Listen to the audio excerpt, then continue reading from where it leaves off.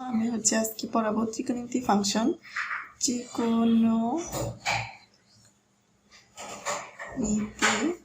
ত্রিকোণমিতি আসলে ত্রিকোণমিতি কিভাবে সব ত্রিকোণমিতি বিষয়টা হচ্ছে নতুন 9-এ একটা নতুন একটা ফাংশন। এই ফাংশনগুলা আমরা খুব জটিলভাবে নিই যে আসলে সূত্রগুলো মনে রাখতে পারি না।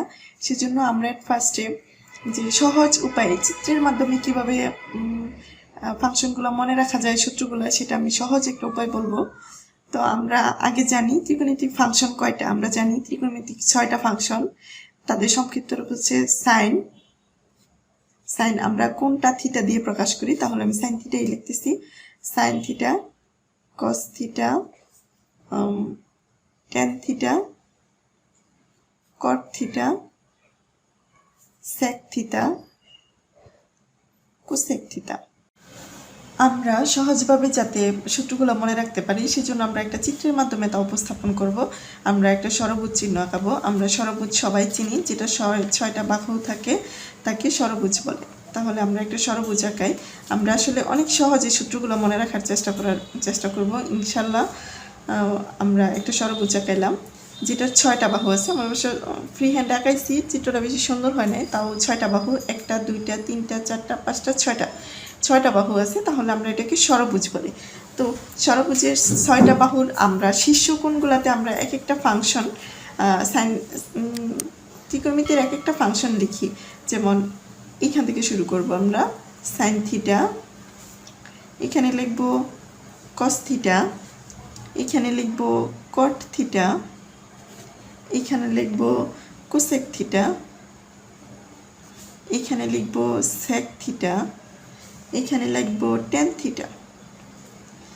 তো আমরা 6টা প্যারামিটার, 6টা ষড়ভুজের 6টা শীর্ষবিন্দুতে লিখে ফেললাম। এখন আমাদের কাজ হবে আমরা পরস্পর কোণগুলা সংযোগ করে দিই। সংযোগ করলাম। আমরা এই চিত্রটার মাধ্যমে ইনশাল্লাহ সবগুলো সূত্র শেখার চেষ্টা করব। আচ্ছা, আমি সংযোগ করে দিলাম। এখানে আমরা একটা 1 লিখব।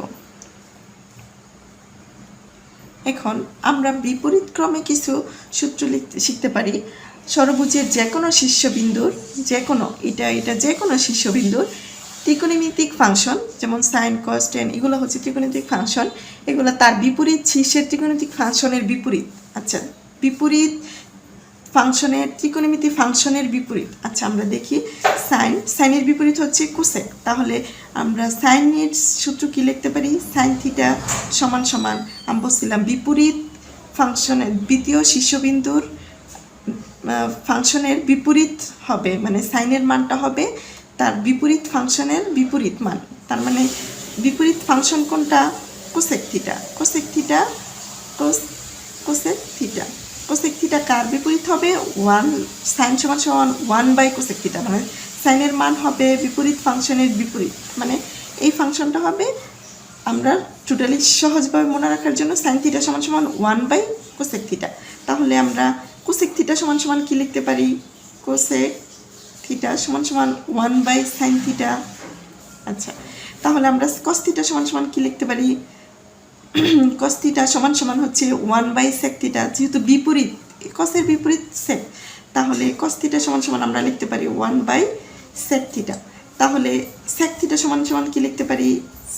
সেক থিটা সমান সমান 1/কস থিটা।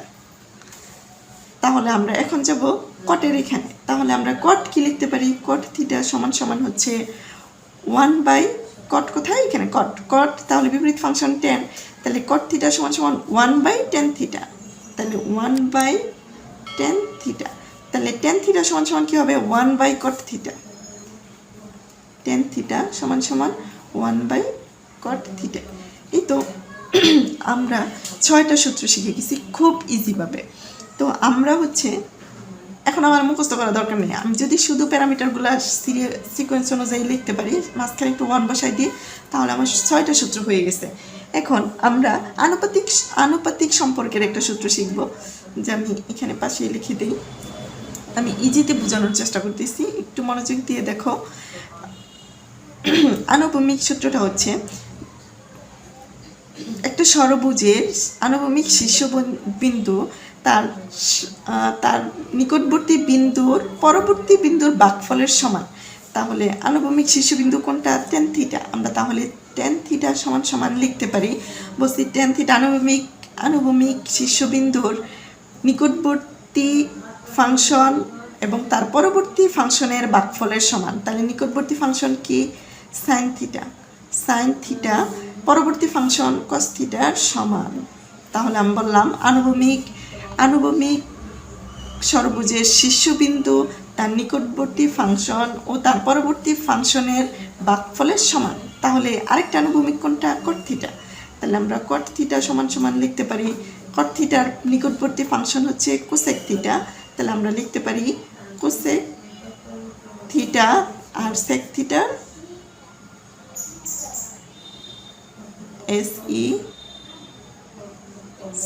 sec থিটার সমান। তাহলে আমরা cot থিটাটা কি লিখতে পারি? cosec থিটা বাই sec থিটাও লিখতে পারি, আবার cot থিটার আরেকটা ফাংশনও লিখতে পারি আমরা, cot থিটা সমান সমান হচ্ছে আবার cos theta by sin theta লিখতে পারি, যেমন এই যে এটা আবার এটাও লিখতে পারি। তাহলে cot থিটা সমান সমান হচ্ছে cos theta by sin theta. এটার আনুভূমিক এটা tan থিটা সমান সমান হচ্ছে sin theta by cos theta, আর cot থিটা হবে তার নিকটবর্তী function cos theta by sin theta. এই দুইটা সূত্রই, এই সূত্রটা আর এই সূত্রটা বেশি ইউজ হয়, এটা খুব বেশি ইউজ হয় না, তারপরেও দেখাই দিলাম আর কি। এটা মূলত এই দুটাই বেশি ইউজ হয় আর এই ছয়টা ইউজ হয়। তারপরে আমরা হচ্ছে বর্গের ফাংশনে যাব। পিথাগোরাসের সম্পর্কে আমরা হচ্ছে বর্গটা দিয়ে দেখি। এখন বর্গের কিছু সূত্র আছে, ওইটা দিয়েই সবগুলোতে আমরা বর্গ সমান করে দিব। বর্গ, তাহলে আমরা এখন কিছু সাইন বসাবো বলতে আমরা ওয়ানের দুই পাশে আনুভূমিক বরাবর দুইটা প্লাস চিহ্ন দিয়ে দিব এবং সেক আর কোসেকের নিচে দুটো সমান সমান চিহ্ন দিয়ে দিব এবং cos স্কয়ার প্লাস sin স্কয়ারের মাঝখানে একটা প্লাস চিহ্ন দিয়ে দিব এবং এটার মাঝখানে একটা সমান চিহ্ন দিয়ে দিব। এই তো এইটুকু হচ্ছে আমাদের কাজ। এই চিত্রটা যখন আমরা করতে পারবো টোটাল, তখন আমার বাকি সূত্রগুলো হয়ে যাবে। এখন বাকি সূত্রগুলো কিভাবে দিব? এইভাবে তীর চিহ্ন দিয়ে দিব, তারপরে হচ্ছে এইটাতে তীর চিহ্ন দিয়ে দিব, আবার হচ্ছে এইটাতে তীর চিহ্ন দিয়ে দিব, এইভাবে। এখন দেখি আমরা কি লিখতে পারি। sin স্কয়ার থিটা স্কয়ার ফাংশনে যখন আসবে আমাদের বর্গের ফাংশনে, তাহলে sin square theta plus cos square theta সমান সমান হচ্ছে 1। তাহলে এইভাবে গেছে, হ্যাঁ। তাহলে sin square plus cos square, মানে এই ঘরের মধ্যে sin square plus cos square সমান সমান, এখানে সমান সমান আছে, এখানে 1 হবে। sin square theta plus cos square theta সমান সমান 1। তাহলে এটাকে আমরা যদি সাইড চেঞ্জ করি কিভাবে লিখতে পারি? sin স্কয়ার থিটা যদি cos টাইপ পাশে আনি তাহলে হবে 1 মাইনাস cos স্কয়ার থিটা। তাহলে আবার যদি cos স্কয়ারের পাশে রাখি, cos স্কয়ার থিটা সমান সমান 1 মাইনাস sin স্কয়ার থিটা। এই তো একটা প্যারামিটার, শুধু এই প্যারামিটারটা দিয়ে এই তিনটা সূত্র হয়ে গেছে। এখন আমরা আসবো এখানে, এটার পরে এটাতে যাই, 1 প্লাস যেহেতু এদিকে তীর চিহ্ন যেখানে গেছে, তাহলে লিখবো 1 প্লাস cot সমান সমান cosec স্কয়ার থিটা। তাহলে 1 প্লাস cot স্কয়ার থিটা সমান সমান হচ্ছে cosec square theta. 1 plus cot square theta সমান সমান cosec স্কয়ার থিটা। তাহলে আমরা এটাকেও তিনটা প্যারামিটারে লিখতে পারি। তাহলে আমরা কি লিখতে পারি? যদি সাইড চেঞ্জ করি তাহলে এটা হয়ে যাবে, এটা যদি এই পাশে রাখি আমি কি লিখবো? cot square, cot square theta সমান সমান, যদি সাইড চেঞ্জ করি তাহলে সমান সমান হবে cosec স্কয়ার থিটা, এখানে প্লাস আছে, এখানে হবে -1। আবার আমরা কিভাবে লিখতে পারি? যদি এটা সাইড চেঞ্জ করি তাহলে আমরা কি লিখতে পারি? cot স্কয়ার থিটা, এটা মাইনাস হবে যেটা, আমরা cosec square theta minus cot square theta, কটটা যদি ওই পাশে নিয়ে নেই, cot স্কয়ার থিটা সমান সমান 1। এটাও আমরা সাইড চেঞ্জ করে লিখতে পারি।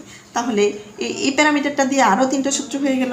একটা সূত্র মনে রাখলে, একটা প্যারামিটার সূত্র মনে রাখলেই পরে এগুলো শুধু সাইড চেঞ্জ করেই হয়ে যাবে। তারপরে দেন আমরা হচ্ছে এই পাশে আসি, এই চিহ্নটাতে। তাহলে tan স্কয়ার থিটা প্লাস 1 সমান সমান হচ্ছে sec স্কয়ার থিটা। তাহলে আমরা লিখি tan স্কয়ার থিটা প্লাস 1 সমান সমান হচ্ছে sec স্কয়ার থিটা। তাহলে tan স্কয়ার থিটা প্লাস 1 সমান সমান sec স্কয়ার থিটা। তাহলে এদিক থেকে গেছে এদিকে, এটা ঘুরে গেছে। তাহলে এটা যদি আমরা চেঞ্জ করি, tan স্কয়ার থিটা সমান সমান হচ্ছে 1 যদি সাইড চেঞ্জ করি sec স্কয়ার থিটা মাইনাস 1। আবার যদি হচ্ছে আমরা কি করি, sec স্কয়ার এই পাশে আনি, তাহলে এটা কি হবে, এটা মাইনাস, যেহেতু 1 এই পাশে নিলে মাইনাস হয়ে যাবে, আমরা মাইনাসের মানটা না লেখার চেষ্টা করব। তাহলে আমরা লিখতে পারি tan স্কয়ার সমান সমান 1 sec স্কয়ার মাইনাস 1 লিখছি। আবার হচ্ছে এটা যদি এই পাশে আনি, তাহলে আমরা কি লিখতে পারি, sec square minus tan square, sec square theta minus এই টেনটা এই পাশে যদি নিয়ে যায় মাইনাস tan স্কয়ার থিটা সমান সমান 1।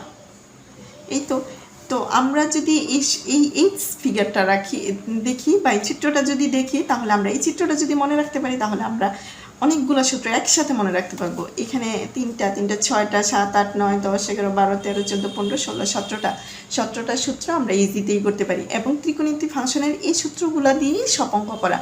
তো আশা করি সবাই সূত্রগুলো খুব মনোযোগ দিয়ে করবা এবং বারবার দেখার চেষ্টা করবা। আবার বলতেছি, চিত্রটা একটু মনোযোগ দিয়ে আমি যেভাবে বুঝাইছি সেভাবে দেখার চেষ্টা করবা। ইনশাল্লাহ চিত্রটা মনে রাখলে সূত্র কোনো ভুল হবে না, কোনো ভুল হওয়ার কোনো সম্ভাবনাই নেই। তো ভিডিওটা যদি ভালো লাগে তাহলে একটা লাইক কমেন্ট শেয়ার করো, আর আমাদের পাশেই থাকো পরবর্তী ভিডিও পাওয়ার জন্য। আল্লাহ হাফিজ।